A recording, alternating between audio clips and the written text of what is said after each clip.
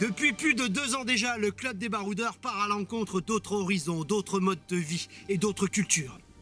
Et vous ouvre grand les portes du monde. Mais rarement un pays et une destination nous avaient autant fascinés et excités.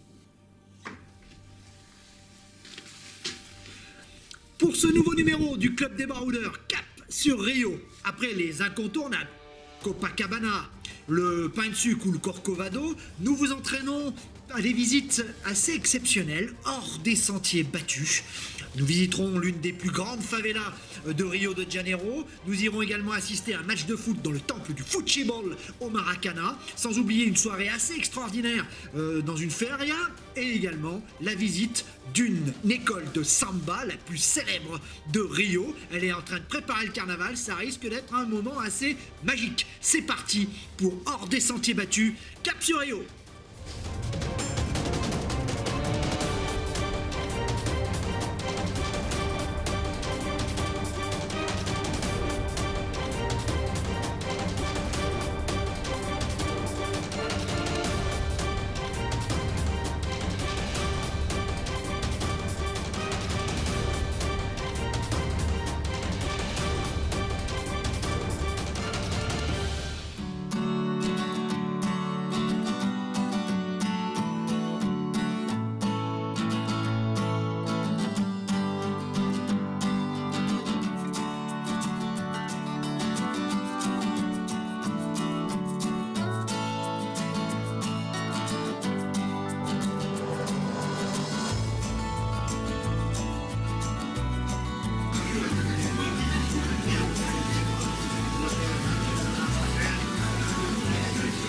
Autre grand temps fort de notre voyage au Brésil, le visite d'une favela. Nous sommes à la favela de Rocinha, la plus grande de Rio.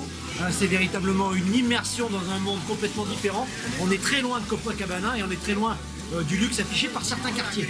Sachez que si vous prenez comme nous, avec Carlos, un guide agréé, et vous passez par une petite agence locale, outre que vous participez à l'économie du pays, en plus vous faites un geste et vous ne craignez rien, n'ayez pas peur, Rocinha.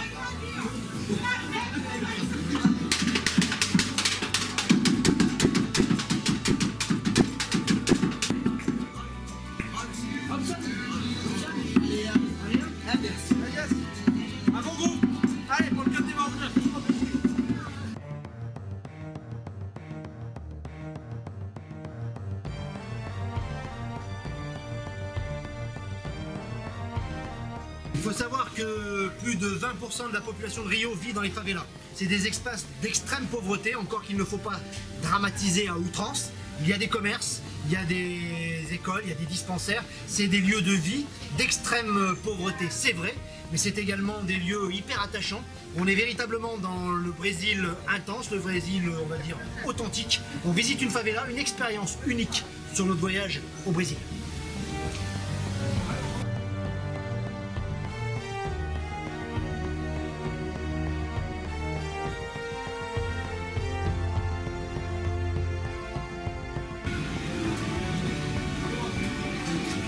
Il y a plus de 1000 favelas à Rio. Elles sont toutes perchées sur les morros, ces petites collines qui surplombent les beaux quartiers de Rio. Sachez que nous sommes dans la plus grande d'entre elles. On marche à travers les ruelles, on rencontre des jeunes qui jouent de la samba, on va rencontrer des jeunes de la capoeira.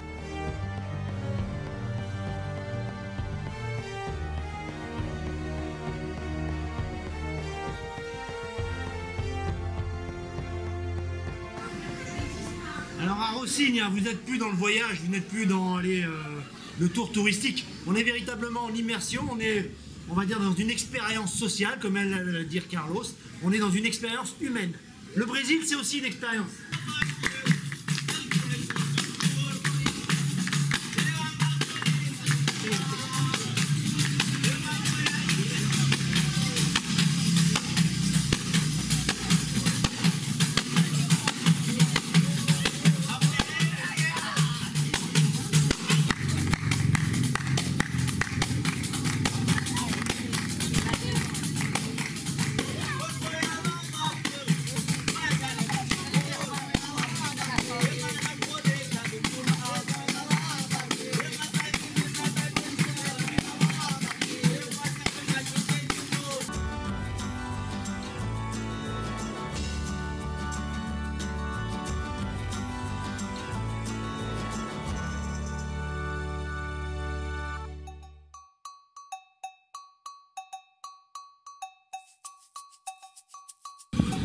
Allez, bienvenue à Lapa, le quartier fêtard de la ville de Rio.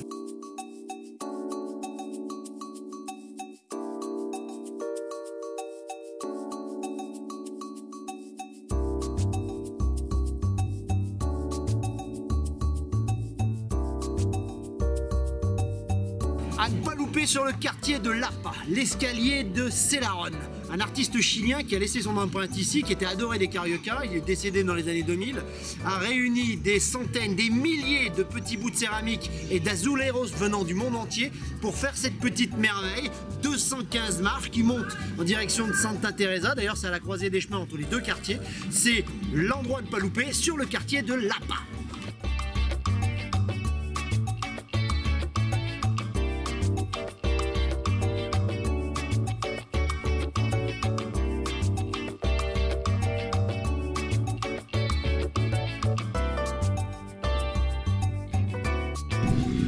Quartier assez étonnant avec ses maisons décrépies mais également ses petites potées du 18e, 19e siècle, un mélange assez étonnant tout autour des gratte-ciel. C'est vrai que le mélange et on va dire la diversité de l'architecture plein centre est assez étonnant.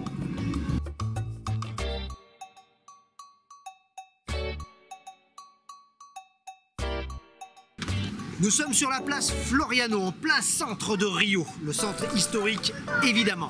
Derrière moi, le théâtre municipal, qui est une copie de l'Opéra de Paris, rien de moins, un peu plus petit quand même, 1909, un beau bâtiment de cette place, qui est véritablement le cœur du centro de Rio de Janeiro.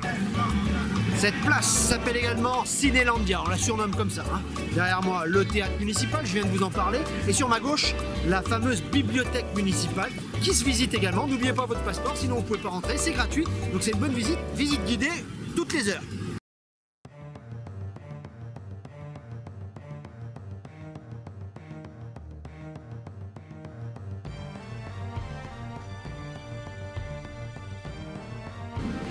Sans conteste, l'un des plus beaux musées de Rio, le musée des Belles Arts, des Beaux-Arts, créé en 1937, de style Renaissance française.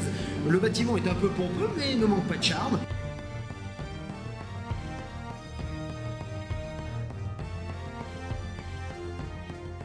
C'est un beau bâtiment, les pièces sont assez bien mises en valeur, sculpture, peinture, on a un petit peu de tout, on a fait le tour. Une bonne heure de visite, on vous conseille de le faire comme nous. À la fin de la journée, 17h, on se fera tranquillement ramener à la sortie par les gardiens. Ça, c'est une bonne idée. On est quasiment les seuls dans les salles, et ça n'a pas de prix. Enfin si, ça a un prix, 8 réals. Ça ferme à 18h. On est parti pour une belle heure de visite.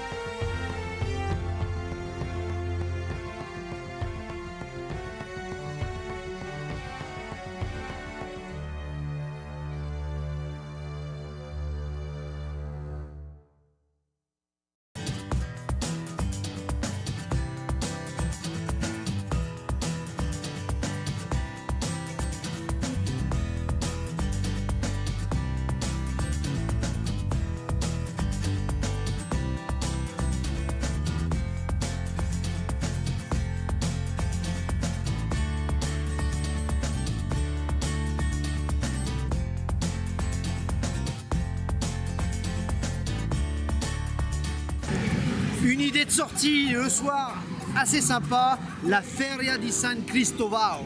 Alors elle est derrière moi, on va y rentrer dans un instant. C'est une feria assez importante, l'une des plus importantes de la ville de Rio. On y retrouve nourriture, produits artisanaux et tout ce qui va avec.